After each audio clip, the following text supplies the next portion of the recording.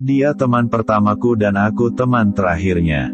Kulihat sepanjang taman, orang-orang sebaya denganku asyik bermain. Terbenak dalam hatiku, kapankah aku bisa seperti mereka? Yang memiliki banyak teman yang selalu setia di samping mereka. Rasanya ada rasa iri sedikit ketika melihat mereka bercanda riang, lalu aku pun pergi dengan rasa kecewa. Aku mengayuh sepedaku berstiker Minnie Mouse berwarna ungu. Air mataku ini hampir saja membasahi pipiku. Dari pertama aku masuk sekolah sampai sekarang pun aku tidak pernah mendapatkan teman. Alasannya pasti karena aku adalah anak yang aneh, culun, dan apapun itu yang pasti tak pernah ada julukan yang baik untukku.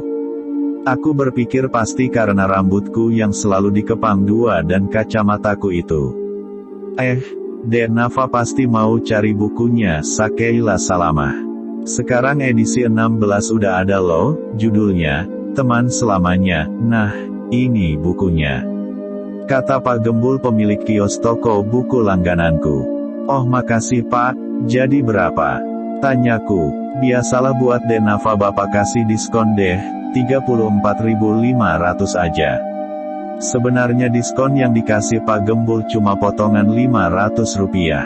Tapi ya sudahlah namanya juga berjualan. Nih Pak, uangnya. Aku pun beranjak dari kios itu sambil memperhatikan buku itu.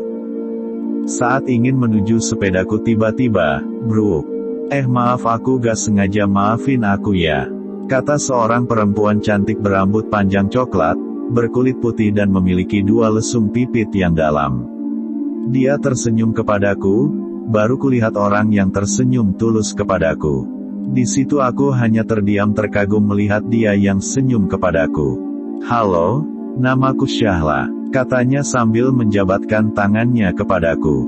Oh, iya, namaku Nafa. Aku rasanya ingin teriak ketika dia berkenalan denganku. Sungguh, ini seperti mimpi.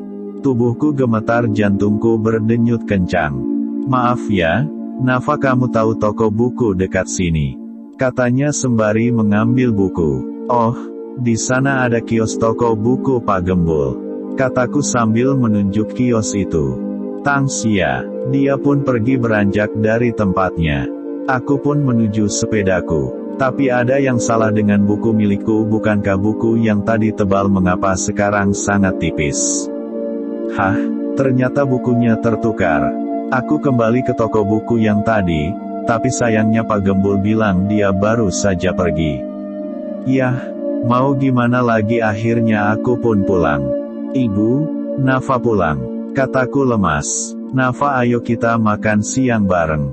Ibu udah masakin ayam semur kesukaanmu. Bujuk ibu. Tidak, terima kasih, Nafa hari ini lagi tidak nafsu makan.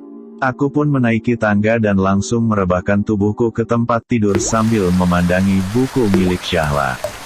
Aku berpikir perempuan yang bernama Syahla itu suka membaca sepertiku, bedanya dia suka komik sedangkan aku suka novel.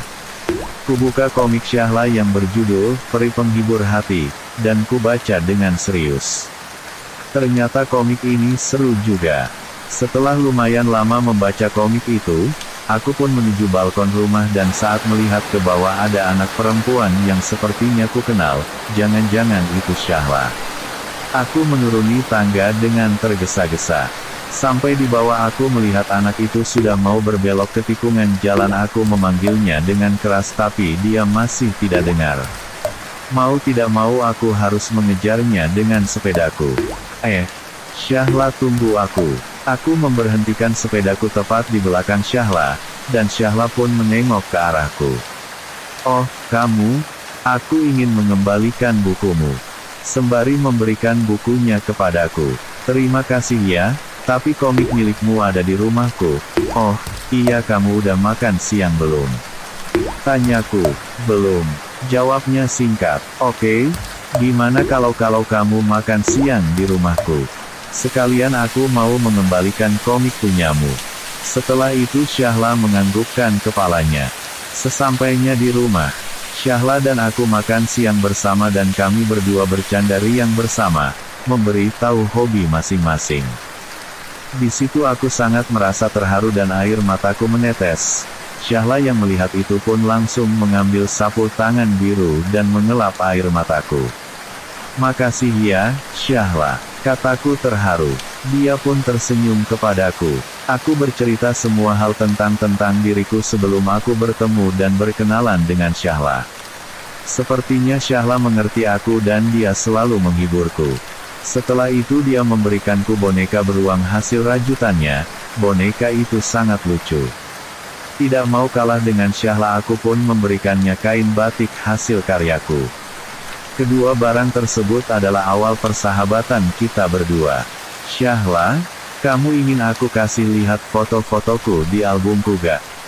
tanyaku. Syahla pun mengangguk. Setelah mengambil album aku melihat Syahla sedang kesakitan, sepertinya dadanya sesak. "Syahla, kamu kenapa?" tanyaku khawatir. "Gak apa-apa kok, udah sore nih, aku pulang dulu ya," katanya. "Beneran gak apa-apa?" kataku. "Bener," kata Syahla. Aku yakin dia menyembunyikan sesuatu dariku, tapi dianya saja yang tidak ingin menceritakan kepadaku. "Besok ada konser loh, kamu mau ikut gak?" tawarku. Dia pun mengangguk sambil tersenyum. "Ya udah, aku tunggu ya di sana jam 9," kataku menuruni tangga menuju pintu rumah. Dan kita berdua sampai di pintu rumah. "Dah," aku melambaikan tangan. "Bye Nafa." Syahla pun pergi dari rumah. Malamnya, Syahla dibawa oleh ibunya ke dokter karena penyakitnya itu dia terpaksa harus dirawat di rumah sakit. Tapi Syahla meminta kepada mamanya agar tidak memberitahuku. Aku pamit kepada ibu ingin pergi ke konser. Saat konsernya sudah dimulai aku bingung kenapa Syahla belum datang juga. Di rumah sakit. "Ma, Syahla udah gak kuat," kata Syahla lemas. "Kamu jangan bilang kayak gitu nak."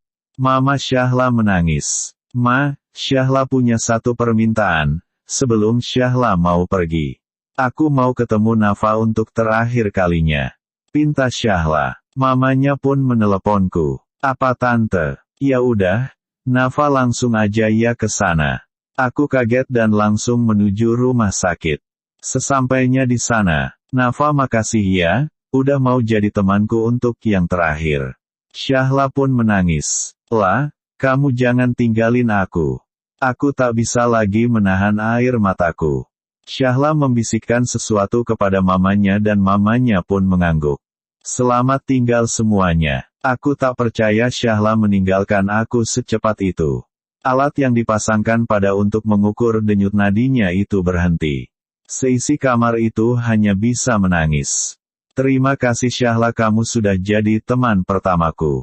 Selesai pemakaman Syahla, mamanya menghampiriku dan memberikan secarik kertas dan boneka rajut.